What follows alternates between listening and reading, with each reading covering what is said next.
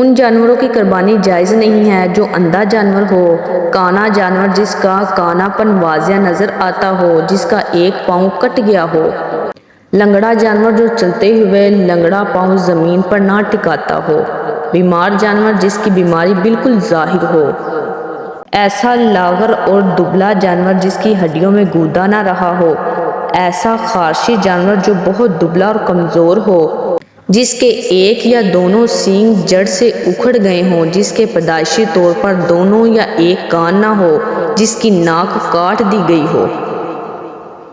جس گائے کی پوری یا تنہائی سے زیادہ زبان کاٹ دی گئی ہو، جس کے دانت بالکل نہ ہوں یا اکثر گر جانے یا گھس جانے کی وجہ سے چارہ نہ کھا سکتا، بھیڑ بکری کی پیدائشی طور پر دم نہ ہو،